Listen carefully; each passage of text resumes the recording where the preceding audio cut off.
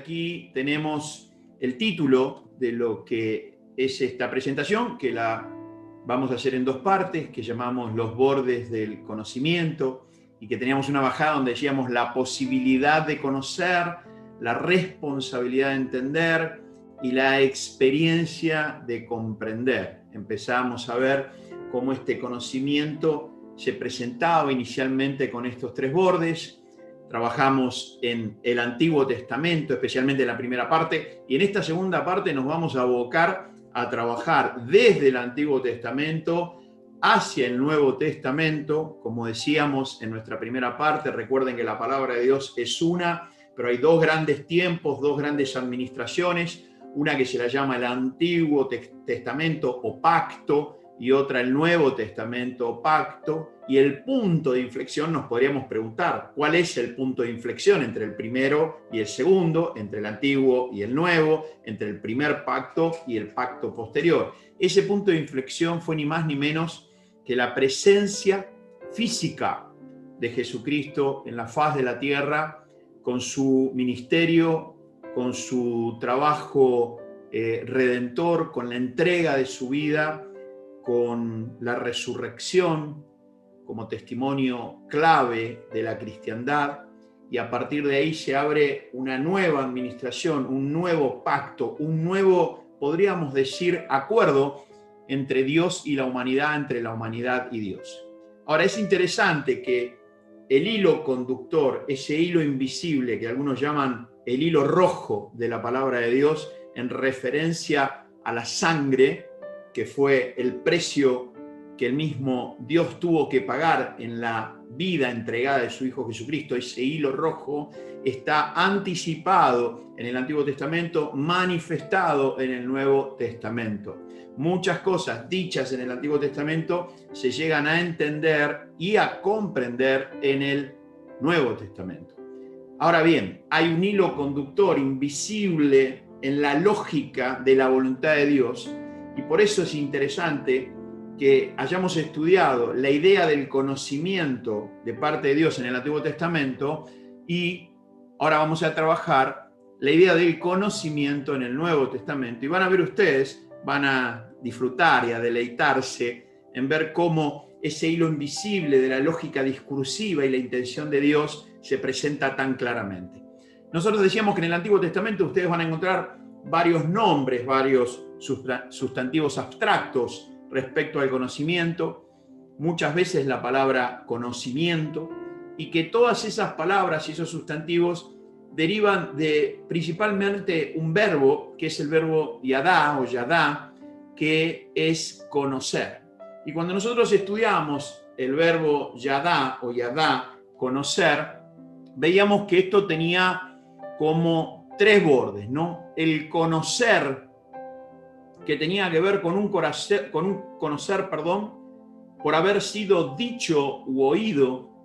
Después teníamos un conocer por observación, explicación, reflexión y entendimiento. Entonces ya era un conocer, era un entender, y finalmente teníamos un conocer por experiencia personal, que ya tenía que ver con la noción de comprender. Yadá, conocer, entender, comprender.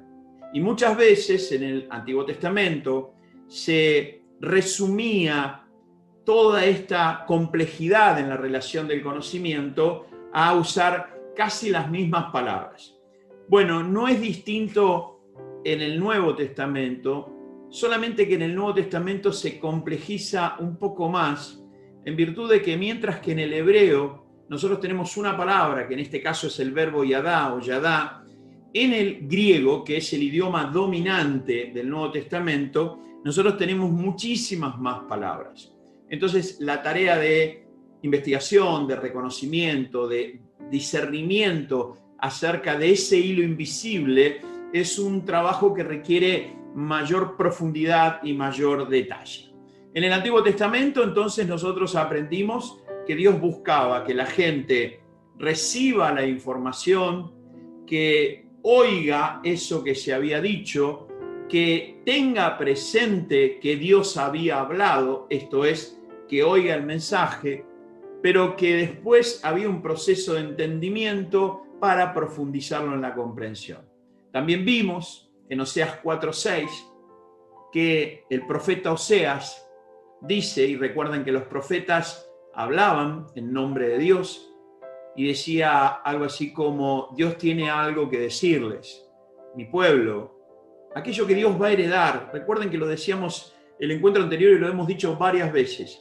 Dios no va a heredar las montañas, Dios no va a heredar los prados, Dios no va a heredar los mares, Dios no va a heredar los animales, los recursos. Dios tiene como mayor herencia a su pueblo. ¿Quién es su pueblo? Cualquiera, no. El pueblo de Dios se caracteriza primero porque lo quiere hacer. De hecho, si ustedes piensan en Israel, que significa Israel, pueblo amado de Dios, no siempre, por no decir la mayoría de las veces, a pesar de ser el pueblo amado de Dios, Israel no se comportó con Dios desde la perspectiva de Dios de ser su pueblo amado. Israel se caracterizó por ser un pueblo muy autorreferencial, un pueblo bastante duro de corazón. La palabra dice duro de cerviz, esto es la parte del cuello. Eran arrogantes, eran muy autorreferenciales en su toma de decisiones, y Dios siempre estuvo con su pueblo. Ahora, hubo un momento que ese pueblo, dado toda esta cuestión de fondo y de frente, comenzó a carecer de la bendición y los beneficios de tener un Dios como el Dios que estamos conociendo en la palabra de Dios. Es como cualquier hijo que tiene un padre de amor y que lo quiere cuidar y que quiere darle lo mejor, pero el hijo decide tomar su camino y hacer su vida. Si el padre es un padre de amor, va de alguna manera a acompañar la decisión del hijo, inclusive aun cuando no esté de acuerdo. ¿Por qué? Porque el amor, si bien no es una cuestión de ser cómplice, el amor por excelencia parte de la legitimidad del otro. Entonces, Dios es un Dios de amor, y que cuando los seres humanos y las personas tomamos decisiones que pretenden armar su propia historia y caminar sus caminos, Dios va a hacer todo lo posible para ser escuchado desde el punto de vista, como aprendimos en la serie que Dios hace mis pies como de sierva, y ustedes se acordarán, Dios va a acompañarte en tus alturas, pero si ve que alguna de esas alturas no es el mejor camino para vos o para mí y que se puede hacer de una manera diferente, Dios lo va a hacer saber, porque Él va a hacer presente su conocimiento, el conocimiento de Dios para las personas. Ahora, puede pasar lo que está en la famosa y conocida parábola del hijo pródigo, erróneamente llamada parábola del hijo pródigo, porque lo que enfatiza esa parábola no es el comportamiento del hijo, sino el amor del padre. Se podría llamar la parábola del padre amoroso, del padre perdonador que lo vuelve a recibir. Ahora, el padre, cuando el hijo quiere irse a tierras lejanas, el padre no hace ningún escándalo. El padre le da la oportunidad y la posibilidad de que haga uso de su libre albedrío y su voluntad. Y cuando ese hijo vuelve, el padre lo recibe. Entonces, si volvemos al Antiguo Testamento, ¿qué pasó con el pueblo de Dios? Dice, mi pueblo, cualquiera, no. Aquellos que eligen tener una relación conmigo, que me quieren como Dios, ese pueblo que no es cualquiera, sino aquel que yo amo, ese pueblo que habla de una relación muy íntima, fue destruido. Imagínense para el corazón del Padre. Y dice, mi pueblo fue destruido. ¿Por qué fue destruido? Porque le faltó conocimiento. Y nosotros nos preguntamos, ¿qué pasó? ¿Qué quiere decir esto de que el pueblo de Dios careció de esa bendición, dejó de prosperar? Dios le abría caminos, le daba tierras donde dice la palabra de Dios, fluía leche y miel. Ustedes saben que para tomar la leche todo lo que hay que hacer es tomarla. Para poder tener miel todo lo que hay que hacer es tomarla. Y Dios le dijo, ahí está, esa es la tierra para ustedes, tierra donde fluye leche y miel. ¿Qué pasó? Nos preguntábamos con ese pueblo de Dios.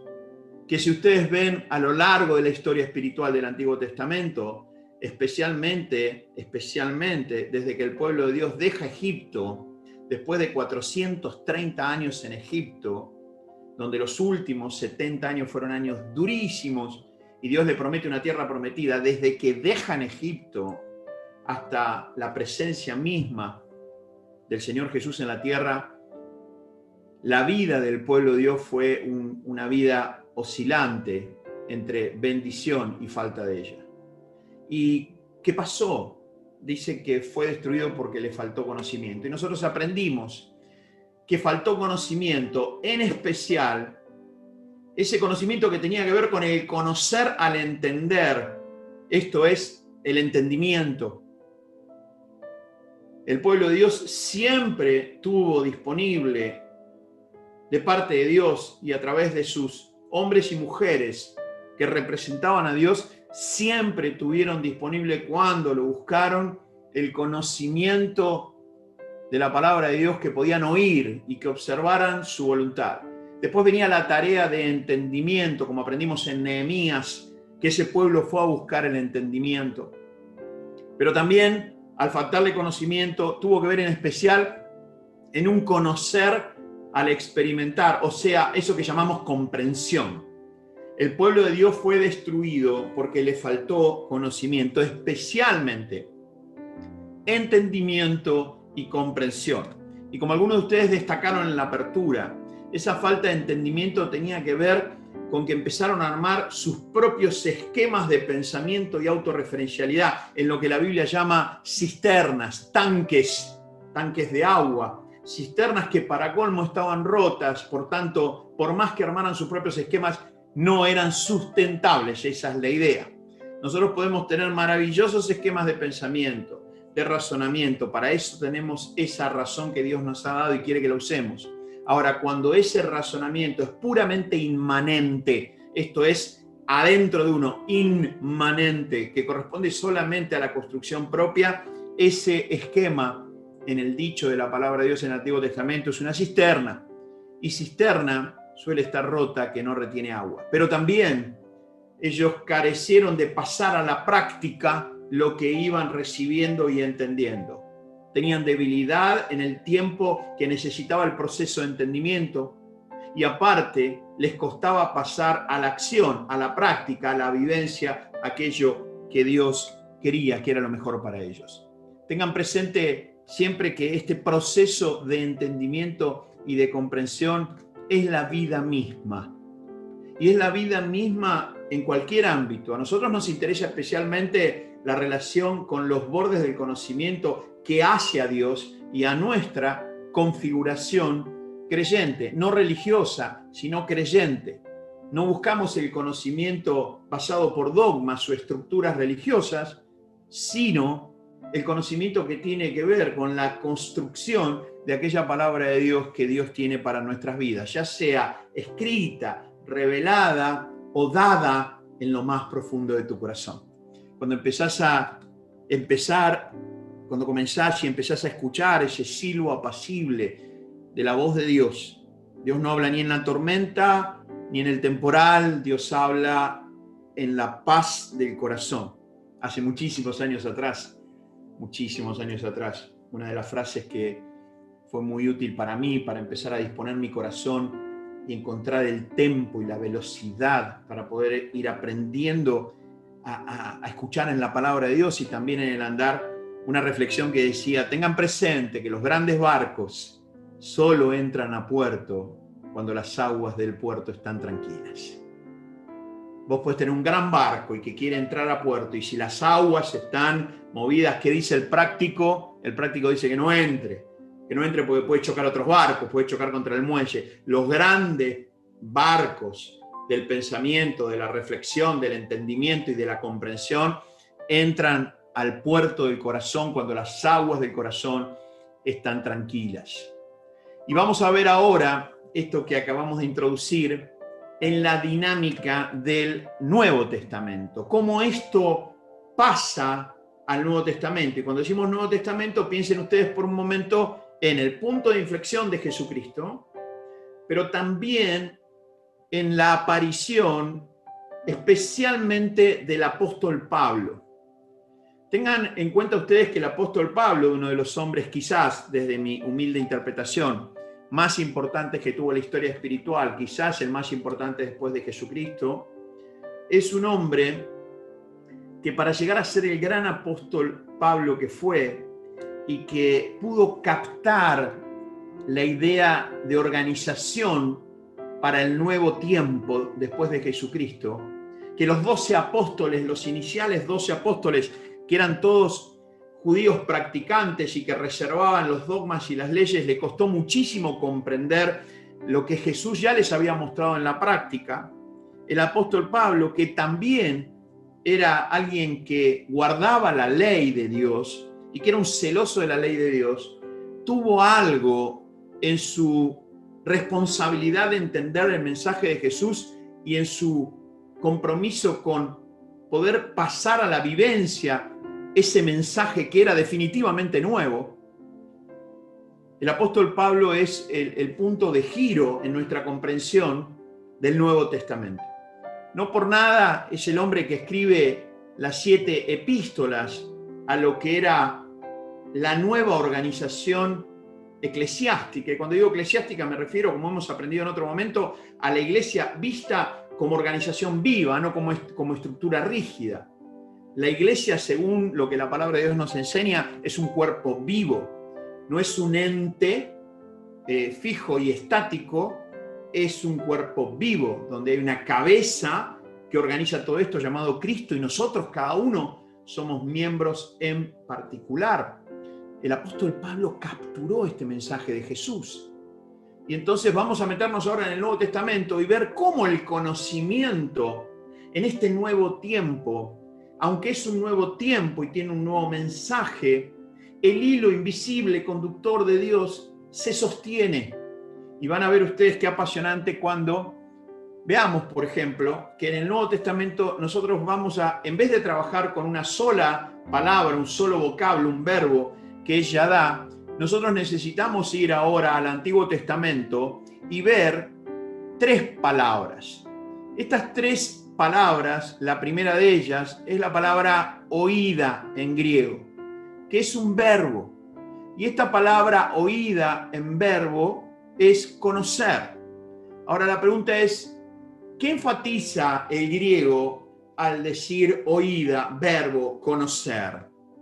En el Nuevo Testamento, especialmente en las epístolas escritas, como le decía, por el apóstol Pablo, que escribe Romanos, Corintios, Gálatas, Efesios, Filipenses, Colosenses, Tesalonicenses, y después escribe cartas personales al liderazgo, lo que llaman cartas pastorales, a Timoteo, Tito, Filemón. Hay una dinámica en relación con el conocimiento que van a maravillarse ustedes de cómo este verbo oída, conocer, y que se traduce en el Nuevo Testamento, estos verbos que vamos a decir de distintas maneras, por eso es tan importante capturar qué es de lo que el verbo se hace cargo, porque los traductores han muchas veces traducido la misma palabra para distintos verbos. A diferencia de Yadá, que Yadá es un verbo que da origen a distintos sustantivos, pero todos están muy cercanos. En cambio, en el Nuevo Testamento nosotros tenemos una diferencia que es importante tener presente. Miren, el verbo oída, conocer, en el griego clásico significa haber visto, percibido u oído. Conocerán ustedes y tendrán esa frase, esa mención cuando nosotros le decimos a otra persona, sí, lo tengo de oída a Rodrigo. Tengo de oída lo que pasó en Roca. Sí, vos sabés que tengo de oída que allá en Rosario, lo que estoy diciendo es que tengo algo escuchado, algo percibido, algo vi del tema. De ahí viene la palabra. Es conocer el verbo al tener información. Ese oída, verbo conocer, enfatiza una acción que tiene que ver con conocer por observación. Algo así como me dijeron a mí, ¿vos conocés la ciudad de Roca? No, pero es una ciudad muy linda, vos sabés que tiene una linda escala. Entonces yo después corto con la persona, me fijo en Google y veo el mapa, veo dónde está ubicada. Entonces tengo como una observación de lo que vamos a dar en llamar por un momento el objeto de consideración, el objeto de estudio. Quiero compartir con ustedes que esta idea es precisamente la idea que hemos visto en el Antiguo Testamento, donde este es un conocer, oída, por llegar a tener información, por observar el objeto de consideración. Vamos a ver algunos ejemplos en la palabra de Dios de esta palabra oída. Por ejemplo, mire, en Juan 6, capítulo 6, versículo 64, en la nueva versión internacional, miren qué belleza, ¿no? Porque dice, sin embargo, dice, hay algunos de ustedes que no creen. Es que Jesús conocía desde el principio quiénes eran los que no creían y quién era el que iba a traicionarlo. Acá está escribiendo Juan está escribiendo y él captura una mención de Jesús. Jesús dice, sin embargo, hay algunos de ustedes que no creen. Algo así como Jesús diciendo, tengo el conocimiento, tengo la información, sé por tener esa información que algunos de ustedes no creen. Lo que sigue en el versículo es la aclaración de Juan, donde dice, es que Jesús, ese que había hablado, oída, conocía, tenía información desde el principio quiénes eran los que no creían y quién era el que lo iba a traicionar. En otras palabras, Jesús tenía la info de que uno de los 12 lo iba a traicionar. O sea, él tenía la info, tenía de oída, tenía el conocimiento de que uno de los 12 lo iba a traicionar. Si vos quizás te preguntás ahora, ¿y Jesús entendía exactamente por qué no creían y entendía el todo y las partes de quién lo iba a traicionar? No es lo que enfatiza acá el verbo. Acá lo que enfatiza el verbo, lo podemos decir contrafácticamente por el hecho contrario, es como decir que Jesús no desconocía. No desconocía que uno lo iba a entregar. En Juan 8:14, Juan es un evangelio, Mateo, Marcos, Lucas y Juan, que es una especie de paisaje frondoso respecto a esto que estamos estudiando, que es la relación con el conocimiento. Juan es el evangelista, el que escribe los evangelios más culto, más preparado y donde más podemos encontrar las distinciones de lo que estamos hablando. Dice en Juan 8:14, respondió Jesús y les dijo, aunque yo doy testimonio acerca de mí mismo, mi testimonio es verdadero porque sé, oída, de dónde he venido y a dónde voy, pero vosotros no sabéis de dónde vengo ni a dónde voy. En otras palabras, Jesús les está diciendo, ustedes ni siquiera se han tomado el tiempo para observar quién tienen adelante.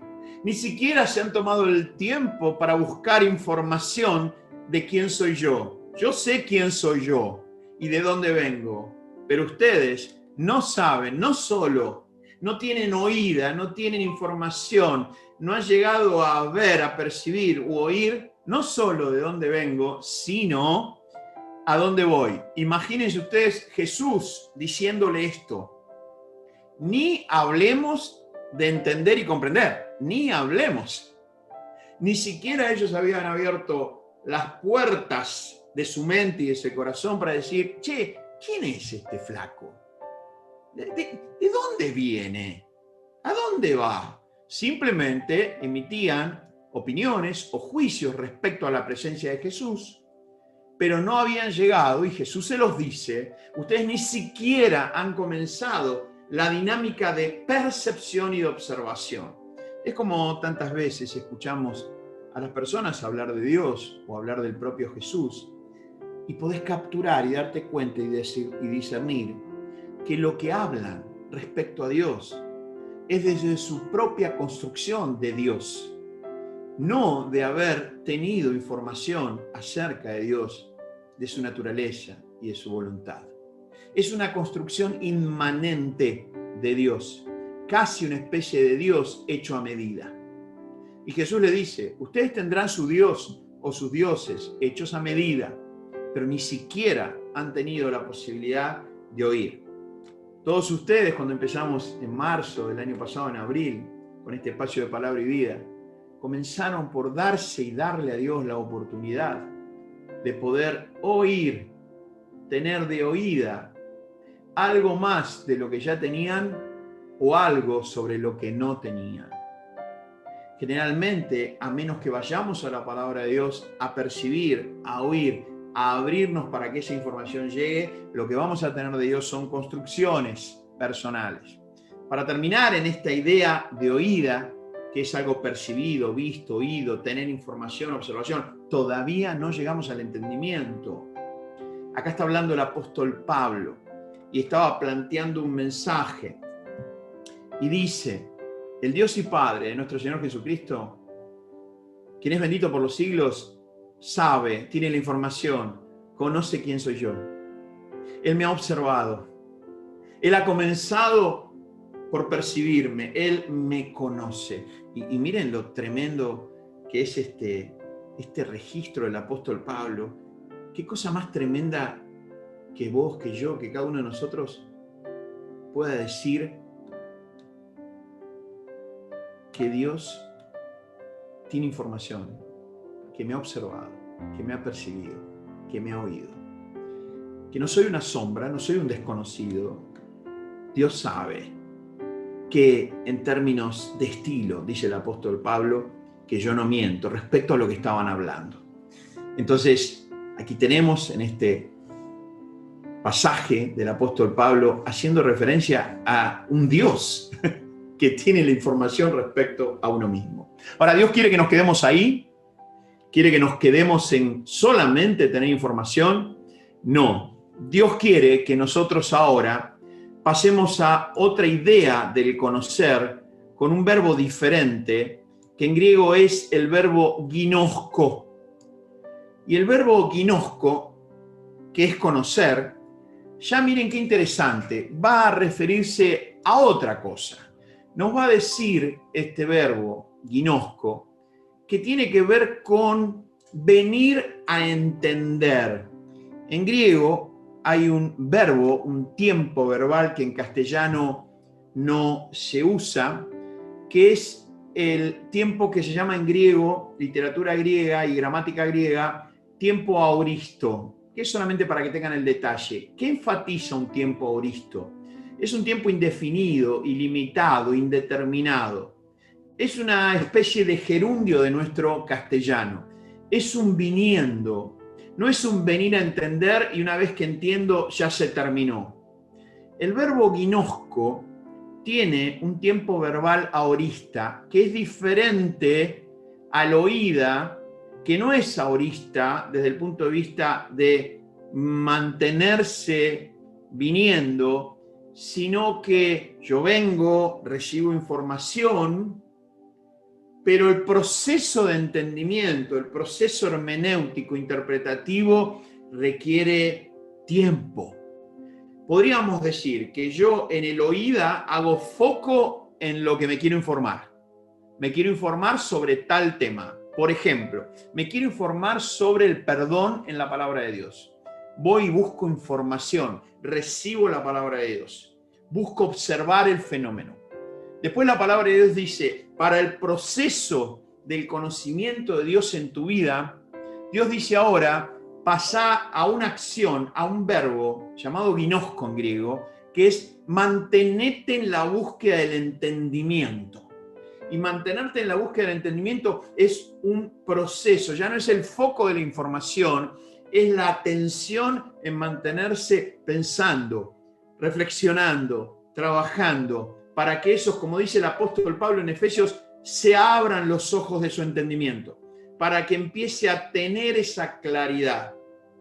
Es un mantenerse viniendo a la búsqueda de ese entendimiento.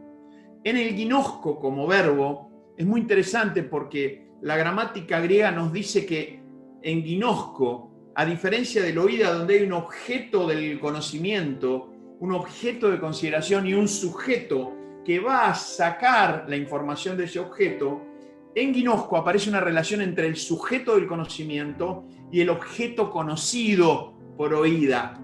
Algo así como yo tengo el objeto conocido, la oración, el objeto conocido, el perdón, el objeto conocido, la sanidad. Y ahora el Gnosco es empezar a desarrollar una relación entre el sujeto del conocimiento o aquel que busca ese conocimiento y el objeto conocido. Entonces empiezo a preguntarme y contame, a ver, ¿la oración es para cualquiera? ¿Cualquiera puede orar? Sí, cualquiera puede orar. Yo pensé que los únicos que oraban eran los líderes o las personas, porque a veces he estado en reuniones, en iglesias donde la gente no ora. En las reuniones oran solamente los líderes. Pensaba que eran solamente los líderes. No, mirá, la palabra de Dios nos muestra que nosotros oremos unos y otros, unos por otros, que la reunión de creyentes es en especial para compartir ese espacio. Por eso vieron cuando nosotros abrimos y cuando nosotros cerramos, no oramos solamente aquellos que tenemos una responsabilidad y siempre los mismos. Van orando distintas personas. Ah, mira vos, lo empecé a entender. O sea, entraste en la dinámica del Gnosco. Otra característica interesantísima de Gnosco es aquí el conocer por entender. Atentos con esto, porque esto es conmovedor.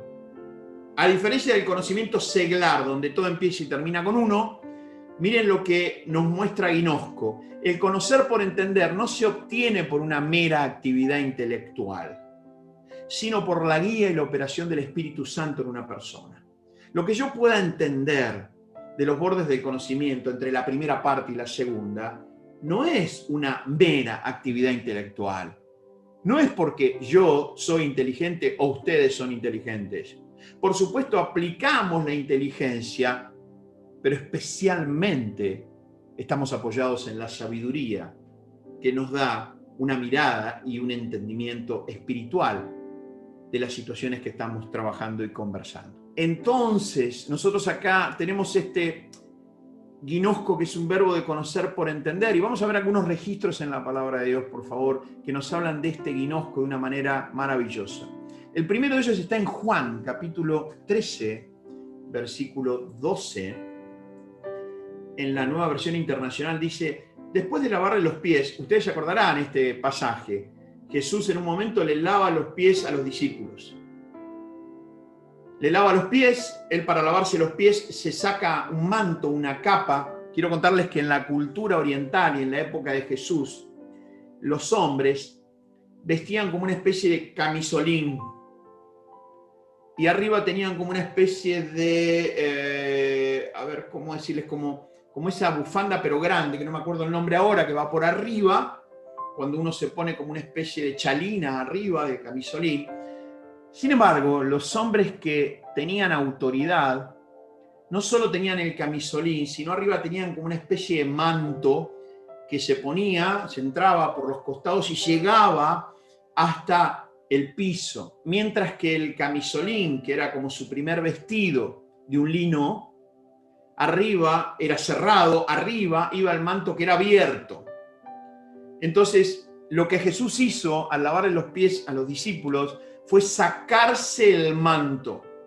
Y uno al leer rápidamente podría decir, bueno, se sacó el manto o esa capa, como lee acá esta versión, porque era incómodo, porque tenía un poco de peso. Sí, puede ser, pero hay que leer los textos de la palabra de Dios a la luz de la cultura. ¿Y saben lo que hizo Jesús culturalmente? Se sacó la capa como símbolo de despojarse de la autoridad. Él les dijo, aquí el que le va a lavar los pies es un siervo que vino a servirlos, no a ser servido. Se saca la capa, la deja en un costado, diciéndoles, el que le va a lavar los pies no es el que tiene la autoridad de maestro que ustedes dicen, no es el profeta que ustedes reconocen, no es ni siquiera el Salvador, es el siervo que vino a servir y a no ser servido. Emocionante momento. Después de lavarle los pies, Jesús volvió a ponerse la capa, se vuelve a investir de esa autoridad que Dios le había dado, se sentó otra vez en la mesa y miren lo que dice acá. Les dijo, Gnosco, no le dijo oída. ¿Entienden ustedes lo que les he hecho? Les pregunta, ¿Entienden qué es lo que pasó acá? Esto de que me saqué la capa, que me saqué la autoridad, que me arrodillé y que hago el trabajo que hace un siervo, casi muy mal pago o no pago. Esos siervos que trabajan en una calle y saben lo que hacen. Cuando los dueños de la casa venían de caminar esos caminos de tierra, venían de trabajar, esos siervos lo primero que hacían era agarraban un recipiente, ponían agua, se ponían una toalla en el hombro, se arrodillaban ante sus amos y le lavaban los pies. Una de las cosas más denigrantes que había en la cultura. ¿Y saben por qué? Porque cuando venían con los pies de caminar en esos caminos, con sandalias que le entraba el polvo y muchas veces desechos de animales, estos siervos tenían que relacionarse con lo más bajo del hombre, y no porque estén los pies, sino con la suciedad del caminar. Y Jesús le dijo, ¿entienden? ¿Entienden lo que he hecho? Guinosco. Después dice la palabra de Dios en Juan 21:17. Y este es un momento también muy interesante, que es cuando Jesús, ya con cuerpo resucitado, Pedro, el gran apóstol Pedro, que lo había abandonado a Jesús junto con los otros apóstoles, les dice a los otros apóstoles, él era el líder y tenía un liderazgo muy especial, Pedro, miren, no sé ustedes muchachos, yo me cansé, me voy a pescar. Esa era su vida, esa era su autorreferencialidad, su inmanencia, sus objetivos y sus propósitos. Yo tengo que comer, le dijo, yo me voy a pescar. ¿Y qué hicieron los demás? Se fueron a pescar con él. ¿Y qué pasó cuando fueron a pescar? No pescaron nada. Jesús se les aparece en el lugar, les dice que hagan un par de cosas, ellos pescan y cuando vienen a la costa Jesús los está esperando con unos pescados que había cocinado para compartir con ellos. Ellos no lo reconocen a Jesús. Estaban tan metidos en su propia cisterna que estaba rota y estaba perdiendo agua, que tenían a Jesús delante y no lo conocieron, no lo distinguieron. Entonces Jesús comienza un diálogo con Pedro y en la tercera interacción le dijo Jesús a Pedro, llamado en ese momento Simón, hijo de Jonás, enfatizando el lado bien humano de Pedro, el pescador, le dijo por tercera vez, Simón, hijo de Jonás, ¿me amas? Pedro se entristeció de que le dijera por tercera vez, ya se lo había preguntado 2 veces anterior, y él le había dicho, sí, te amo, sí, te amo. Y le dijo, Señor, tú, guinosco, todas las cosas, tienes un nivel de entendimiento global de todas las cosas que hacen a nosotros, los seres humanos. Tú sabes que te amo. Jesús le dijo, bueno, si es así, apacienta mis ovejas. El mismo Pedro reconoció que Jesús tenía ese entendimiento global. En Primera de Juan, capítulo 4, donde se habla de Dios como amor y el amor de Dios, dice Primera de Juan, capítulo 4, versículos 7 y 8, en la traducción del lenguaje actual, amados hijos míos, debemos amarnos unos a otros, porque el amor viene de Dios. O sea, lo más importante que Dios nos ha dado es el amor en nuestros corazones. Lo que Dios espera es que nosotros hagamos aquello que Él nos dio, porque el amor viene de Dios. Todo el que ama, dice Juan, que es el mismo Juan del Evangelio, lo que pasa que acá es la epístola, todo el que ama es hijo de Dios y guinosco entiende a Dios. Tiene un entendimiento de partes y todo, de quién es Dios, lo que Dios quiere. El que no ama, no guinosco, todavía no ha llegado a entender a Dios, porque Dios es amor. Porque Dios es amor. Entonces, nuestra primera situación en este Nuevo Testamento de oír, de buscar la observación del objeto de consideración, tener información, para después iniciar ese proceso de búsqueda de entendimiento.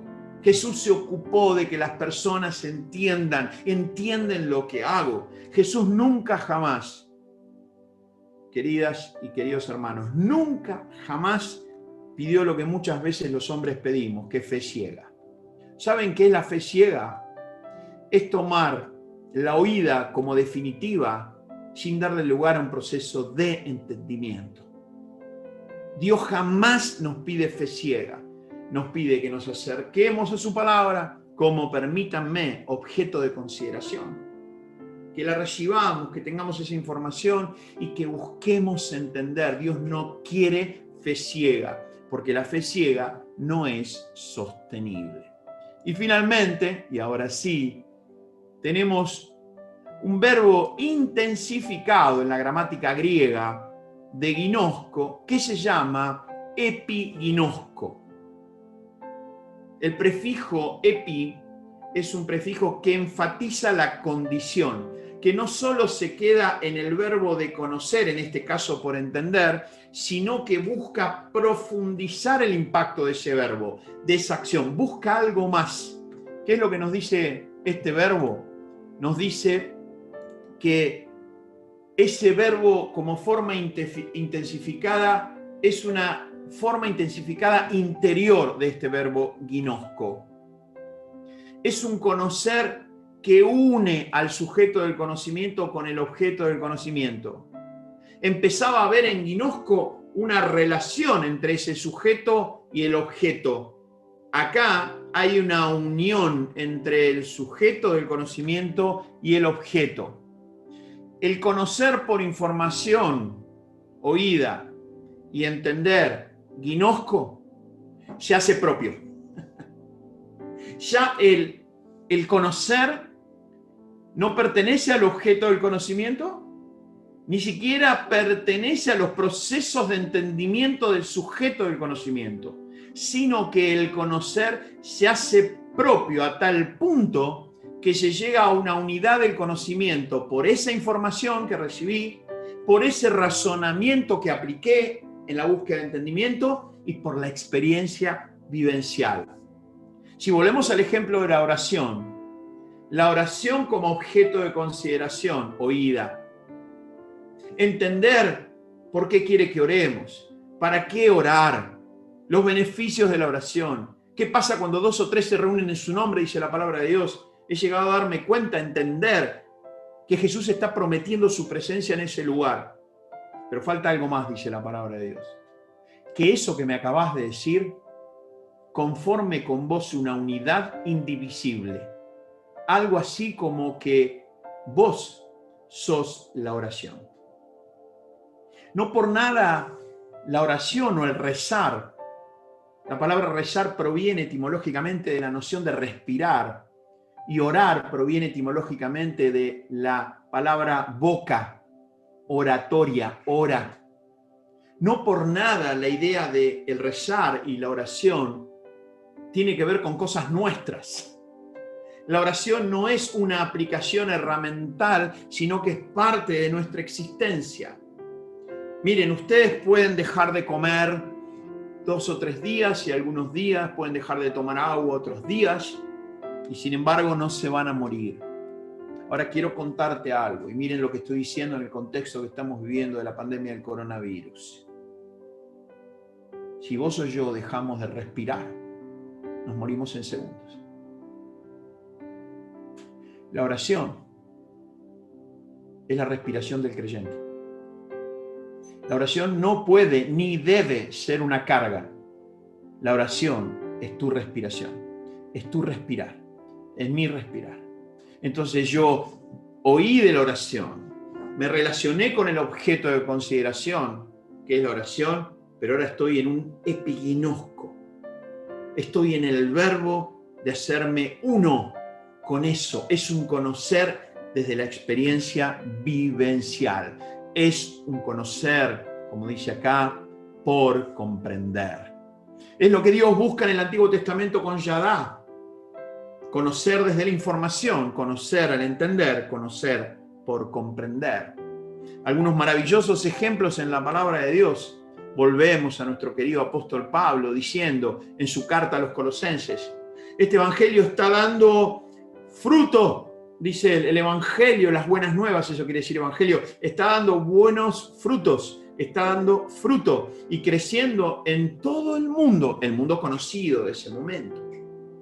Este evangelio está dando fruto y creciendo en todo el mundo. Miren, que la palabra de Dios salga de Israel, donde había nacido el Mesías Jesús, y esté siendo recibida, buscándose el entendimiento en lugares como Roma, en lugares como España, quiero contarles, para los creyentes del momento y para el apóstol Pablo, que había sido llamado a llevar la palabra de Dios al mundo, que la palabra de Dios esté en Roma, que la palabra de Dios haya llegado a Grecia, que la palabra de Dios esté en España para esas horas. Este evangelio está dando fruto y creciendo en todo el mundo, como también ha sucedido entre ustedes, colosenses, desde el día en que supieron de la gracia de Dios y dice la versión, nueva versión internacional, dice y la comprendieron plenamente. La gracia de Dios, donde no es solamente un objeto de consideración, entiendo que hay gracia de Dios, sino que hay una comprensión interior, hay una unidad indivisible entre mi vida y la gracia. Es el mismo apóstol Pablo que va a decir en otro lugar, por la gracia de Dios soy lo que soy. ¿Saben cuándo el ego nos deja de jugar malas pasadas? Aunque yo creo que nos va a jugar malas pasadas hasta el día que nos durmamos, hasta el día que muramos. Pero que va a dejar de jugar esas malas pasadas que nos sacan de eje el día que nosotros podamos comprender eso que el apóstol Pablo dijo, por la gracia de Dios soy lo que soy. Y no soy yo, sino es la gracia de Dios operando en mí. La gracia, ese favor de Dios que no merezco, pero que Dios me lo da. Eso que hoy estamos entendiendo y que probablemente muchos de nosotros estemos comprendiendo también de lo que significa venir a la palabra de Dios. De que no es una actividad religiosa, que no podemos vivir, porque será sobrevivir sin la palabra de Dios en nuestro corazón.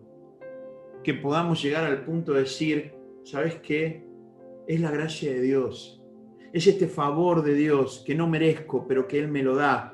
Así como la misericordia es algo que sí puedo merecer, pero que Él no me da en términos de alguna consecuencia. La misericordia de Dios es esa mano que para la consecuencia, que Dios dice, no, momentito, con Rodrigo no te metes, y pone la mano. Con Fernando no te metes, y Dios pone la mano.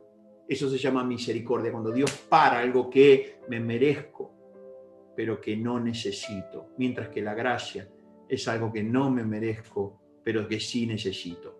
Y que dice el apóstol Pablo, comprendieron plenamente la gracia de Dios. Soy lo que soy por la gracia de Dios. Y no es por mí, es la gracia de Dios en mí.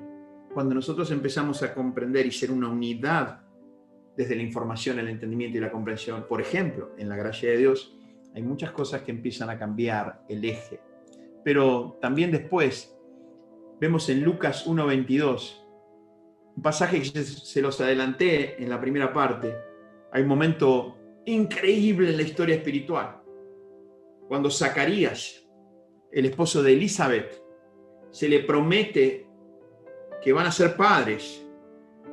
Zacarías estaba medio incrédulo, él no llegaba a entender cómo iban a ser padres, sí, la edad, la concepción y todo esto.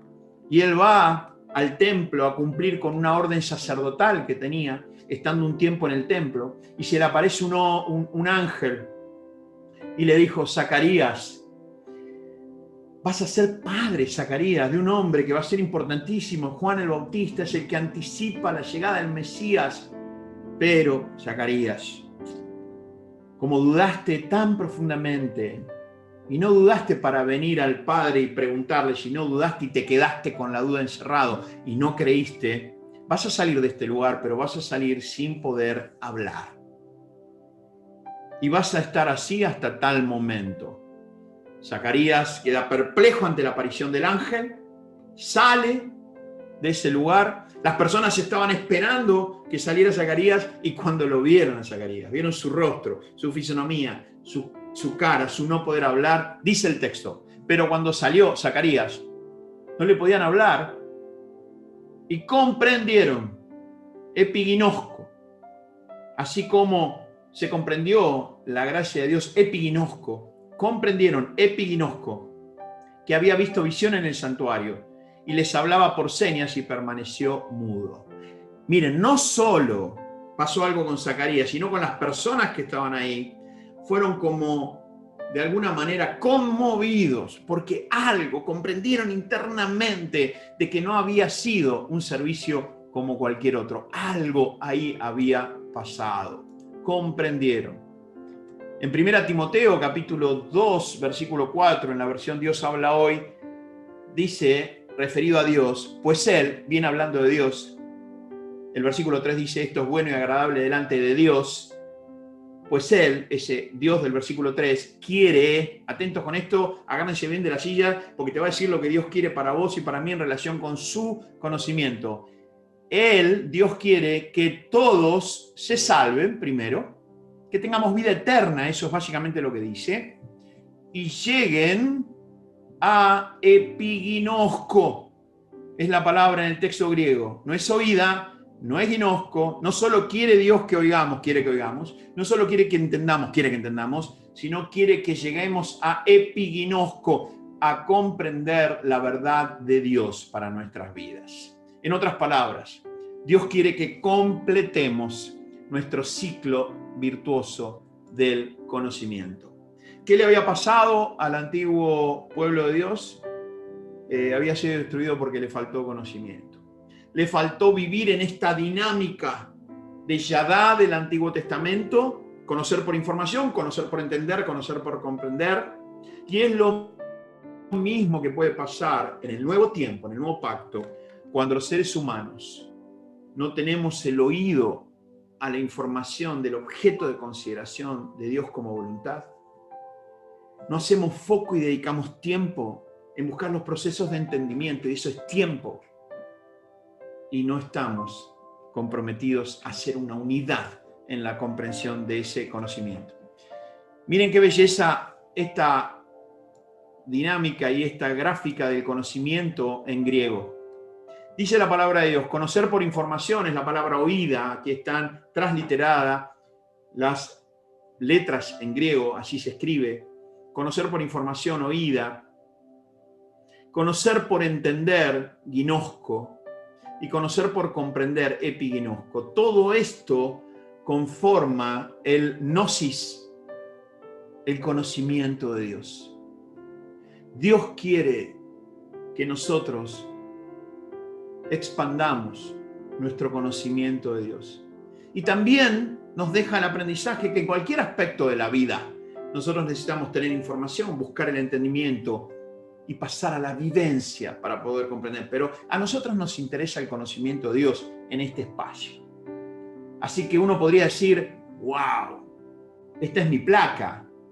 Esto es lo que yo tengo que buscar. Esto es lo que hace sentido a mi existencia como creyente.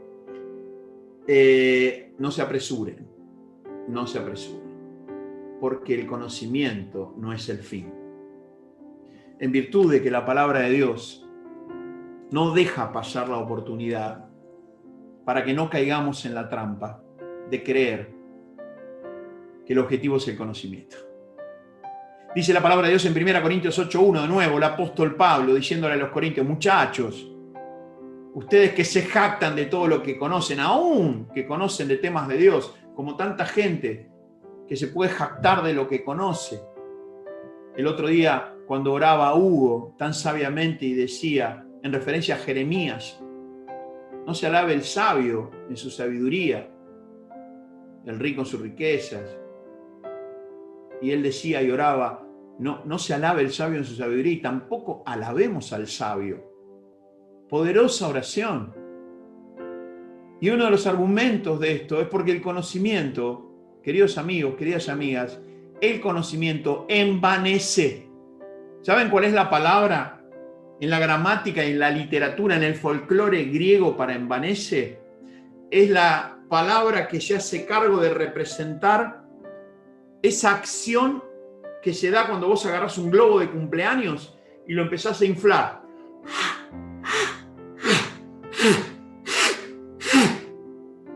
Envanecerse es inflarse la cabeza. Y la palabra de Dios dice, el conocimiento envanece. Nosotros no tenemos las reuniones generales para inflarnos la cabeza de conocimiento. Porque ¿saben qué pasa cuando el globo se infla? Al principio es interesante porque te muestra su color y su forma. Pero si lo seguís inflando y no sos consciente que el fin no es inflar, el conocimiento, el globo, explota. Y miren la belleza de la palabra de Dios. En el Antiguo Testamento nos dijo cisternas rotas que no retienen agua. En el Nuevo Testamento nos dice, no inflen su cabeza de conocimiento, porque el conocimiento puede suceder que explote y se queden sin nada. Y esto no es solamente para la palabra de Dios. A veces cuando yo escucho desde lugares, desde púlpitos y desde micrófonos, hablar como si fuésemos propietarios del conocimiento de Dios, es una cuestión envanecida. El conocimiento de Dios no es propiedad de ningún ser humano, absolutamente de ningún ser humano. Por la gracia de Dios tenemos acceso a Él. Y cuanto nuestra actitud sea más humilde, más se abre ese corazón para que la sabiduría de Dios esté. Entonces dice la palabra de Dios, el apóstol Pablo le dice, el conocimiento envanece, tengan presente esto. Y lo mismo pasa en cualquier aspecto de la vida, de cualquier cosa que hagas, de cualquier práctica, profesión, oficio. No hablamos de liderazgo porque nosotros tenemos todo el aire en nuestro globo mental del liderazgo o de la comunicación o de lo que sea. Simplemente compartimos lo que tenemos, lo que entendemos y lo que vivimos. Entonces el apóstol Pablo dice, el conocimiento envanece, pero el amor edifica. Lo que expande y no explota, lo que amplía, lo que nos da expansión ontológica, humana y espiritual, lo que nos da mayor sostenibilidad, no es el conocimiento. Sin embargo, Dios quiere que nosotros, oída, ginosco, epiginosco, Dios quiere el yadá de la información, del entendimiento y de la comprensión, pero siempre teniendo presente de que el fin no es el conocimiento, el fin es el amor. Termino con ustedes en esta segunda parte leyendo 3 versículos de la carta de amor, así se la conoce a la carta de Efesios, la carta de amor del apóstol Pablo a la iglesia. Y recuerden esto, cuando la palabra de Dios habla de iglesia, habla de la organización viva y espiritual conformada por las personas que aman a Dios, que han creído en el nombre del Señor Jesús y que la palabra de Dios los llama santos, una cosa sorprendente también, porque viene de la palabra santificación. Un santo es un vivo, una persona que está apartada por Dios, reservada por Dios, cuidada por Dios.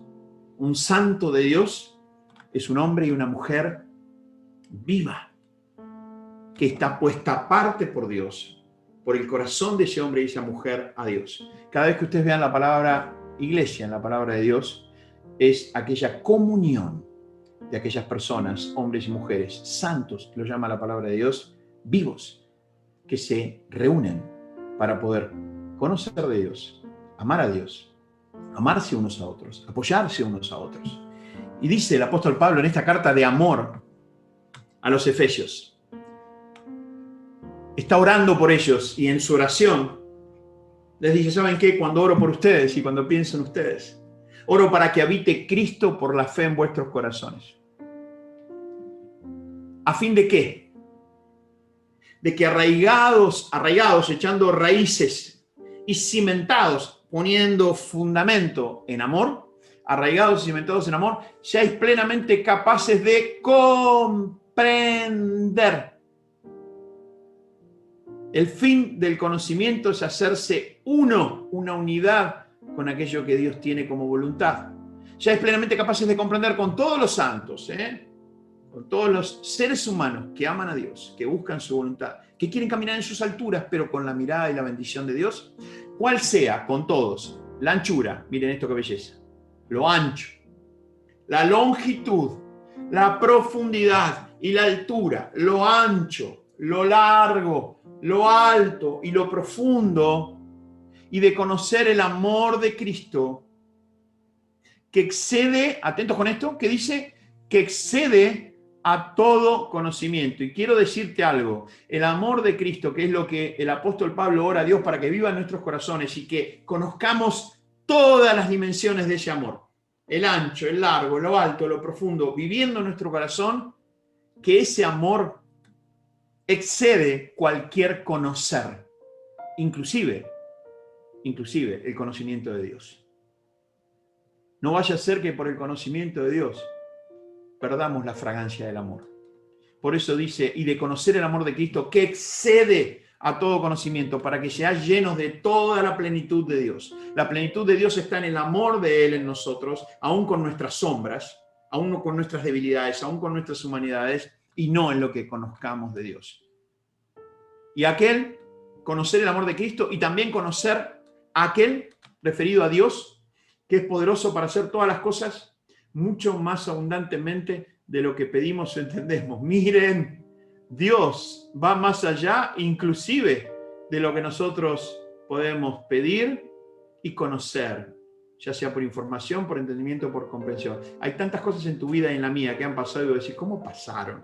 Porque Dios estaba atrás. ¿Y cuántas cosas en tu vida? ¿Cómo no pasó esto? Yo siendo consciente que debería haber pasado, porque Dios estaba atrás. Porque es la gracia de Dios y la misericordia de Dios en nuestras vidas. Y aquel que es poderoso para hacer todas las cosas mucho más abundantemente de lo que pedimos o entendemos, según el poder que actúa en nosotros. El poder de Dios. Ese es el llamado de Dios para cada uno de nosotros. Es el amor de Dios que excede a todo conocimiento. En la canción que quiero invitarlos a compartir, es una canción que habla de la gracia,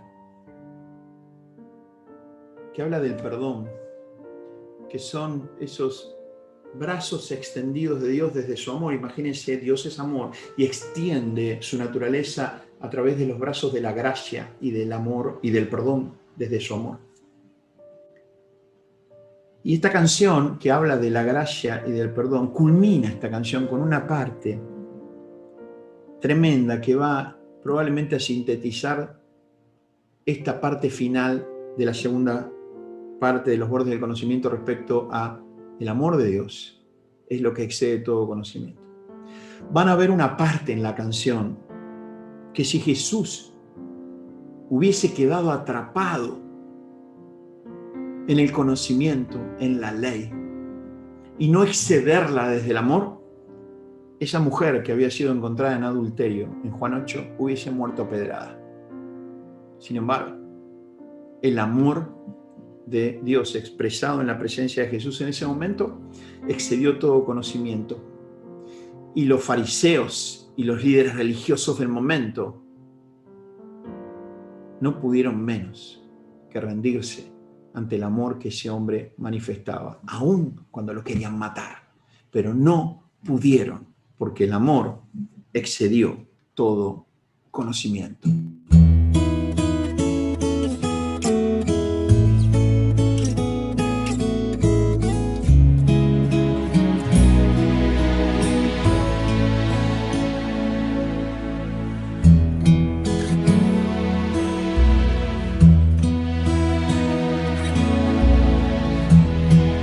Cuando nadie me ve en la intimidad, donde no puedo hablar más que la verdad, donde no hay apariencias, donde al descubierto queda mi corazón, allí soy sincero, allí mi apariencia de piedad se va, allí es tu gracia lo que cuenta, tu perdón lo que sustenta para estar de pie. Y no podría dar a la cara si no fuera porque soy revestido de la gracia y la justicia del Señor. Si me vieran tal cual soy, se enterarían que es Jesús. Lo que han visto reflejado en mí tan solo fue su luz. Y es por tu gracia y tu perdón que podemos ser llamados instrumentos de tu amor. Y es por tu gracia y tu perdón, mi justicia justicia queda lejos de tu perfección. Y no podría dar la cara si no fuera porque soy revestido de la gracia y la justicia del Señor. Si me vieran tal cual soy, se enterarían que es Jesús. Lo que han visto reflejado en mí tan solo fue su luz. Y es por tu gracia y tu perdón que podemos ser llamados instrumentos de tu amor. Y es por tu gracia y tu perdón. Mi justicia queda lejos de tu perfección.